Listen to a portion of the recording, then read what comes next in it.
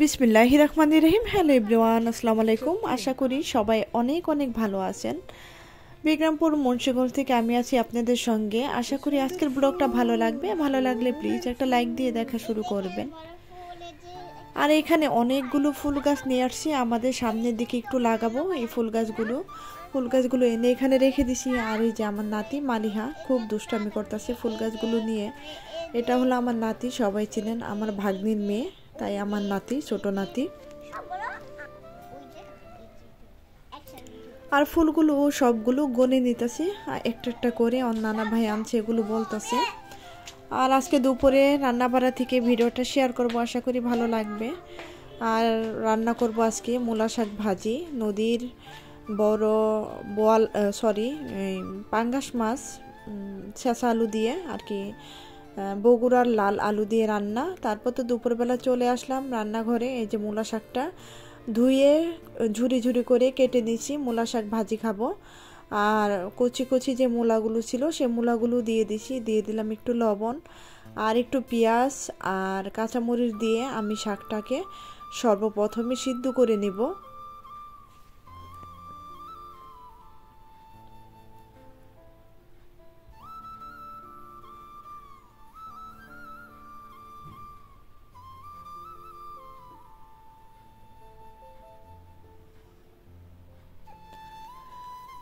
শাক ভাজিটা সিদ্ধ হচ্ছে, আর এই যে পাঙ্গাস মাছ রান্না করব বগুড়ার লাল আলু দিয়ে। আলুগুলো আমি এখন ছিলে নিব, শাকটা পানি শুকাতে শুকাতে। আর এই যে ফ্রেশ ধনে পাতা দিয়ে আজকে এই মাছটা রান্না করব। আর এদিকে শাকের মধ্যে যে পানিটা ছিল সম্পূর্ণ পানিটা আমি শুকিয়ে নিয়েছি। এখন আমি শাকটাকে বাগার দিয়ে দিব।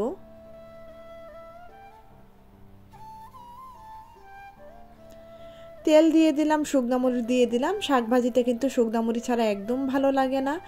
সেটা হলো আমার, আর কার ভালো লাগে লাগে না সেটা তো জানি না, কিন্তু শাক ভাজিতে শুকনো মরিচ দিলে খুবই ভালো লাগে, খুব সুন্দর একটা ফ্লেভার আসে। আর সঙ্গে একটু রসুন আর পেঁয়াজ বেশি করে দিলে সেই শাক খেতে কিন্তু ভীষণ ভালো লাগে। যাই হোক, এদিকে আমার শাক ভাজিটা কিন্তু হয়ে গেছে। এখন আমি এই আলুগুলো ছিলে নিছি, আর এখন আমি আলুগুলো একটু ছেঁচে নিতেছি। একটা পলি ব্যাগের ভিতরে এভাবে দিলে দেখলাম দৌড়াদৌড়ি করে আলুটা, তাই একটু ব্যাগটা ঢেকে দিয়ে একটু শিলটা নিয়ে হালকা করে একটু ছেঁচে নিতেছি, ভিতরে যেন আলুর রস আর কি ঝোলটা ঢুকে, তার জন্য। এই যে প্রতিটা আলু কিন্তু এভাবে করে আমি একটু ছেঁচে নিছি।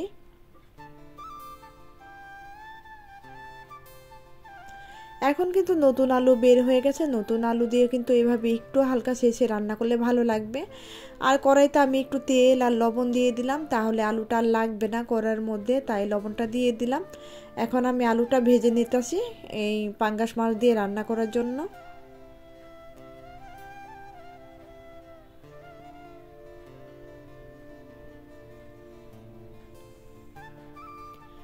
আলু ভাজা তো হয়ে গেল, এখন আমি একটু জিরা টেলে নিতেছি শুকনা খোলায়। জিরাটা আমি পাঙ্গাস মাছে দিব একদম শেষের দিকে, আগে টেলে রেখে দিলাম। একটু ঠান্ডা হওয়ার পর থেতু করে নিব।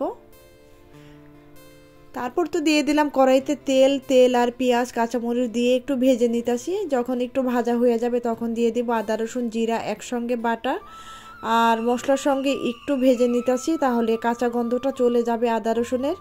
তারপর দিয়ে দিলাম হলুদের গুঁড়া, মরিচের গুঁড়া, দিয়ে দিলাম ধনের গুঁড়া, আর দিয়ে দিলাম পরিমাণ মতো লবণ। এখন আবারও মশলাগুলো আমি একটু তেলে ভেজে নিতেছি, তাহলে মশলার যে কাঁচা একটা গন্ধ থাকে সেটা কিন্তু একবারে চলে যাবে, আর খেতে হবে ভীষণ টেস্টি। তারপর দিয়ে দিলাম পরিমাণ মতো একটু পানিটা দিয়ে এখন ভালো মতো আবারও মশলাটা আমি কষিয়ে নিলাম। তারপর দিয়ে দিলাম এই যে পাঙ্গাস মাছটায় প্রচুর পরিমাণ তেল ছিল, সঙ্গে আমি একটু তেলও দিয়ে দিছি। এখন পাঙ্গাস মাছটা বেশ ভালো মতো আমি একটু কষিয়ে নিব।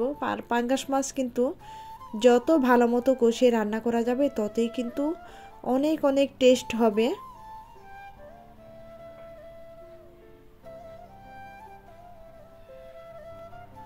এদিকে পাঙ্গাস মাছটা আমি 10 হতে 15 মিনিট কষিয়ে নেওয়ার পরে এই যে দিয়ে দিলাম আলুগুলো, ভাজা আলুগুলো দিয়ে একটু কষিয়ে নিব। তারপর দিয়ে দিব ঝোলের জন্য পরিমাণ মতো পানি।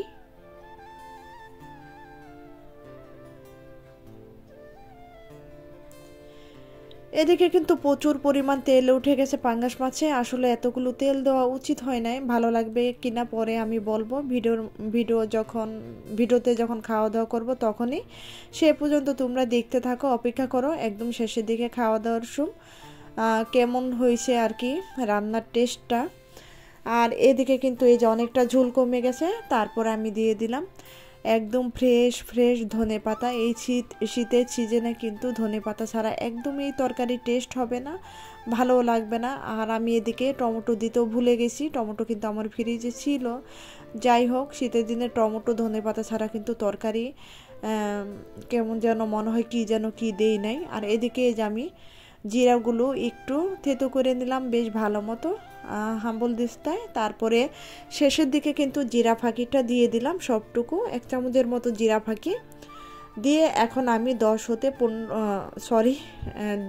2 মিনিটের মতো একটু রান্না করে তারপরে চুলা থেকে এই যে নামিয়ে নিলাম পরিমাণ মতো ঝোল করে। আর বেশি ঝোল শুকাবো না, আর বেশি ঝোল কিন্তু রাখবো না, সেই পরিমাণে কিন্তু আমি ঝোলটা রেখেছি। এমন আঠা আঠা ঝোল কিন্তু পাঙ্গাস মাছ খেতে ভীষণ ভালো লাগে। তারপর তো দুপুরবেলা এই যে সব কাজকর্ম সেরে গোসল টুসল সেরে চলে আসলাম খাবার খেতে।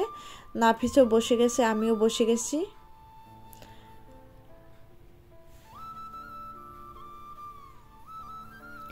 নাফিস তো আলু খেতে চায় না, জোর করে 1 পিস আলু দিলাম। আর নাফিস পেটের মাছও খেতে চায় না প্রচুর তেল দেখে, তাই এই মাছটা সে চুজ করে নিল। আর এখানে লেবু নিয়ে নিল, আর বেশি ঝোলও দিত মানা করলো। বললাম আর 1 পিস মাছ দে, বলে পরে নিব, খেয়ে নিয়ে আগে। তারপর তো নাফিস খাওয়া শুরু করে দিল।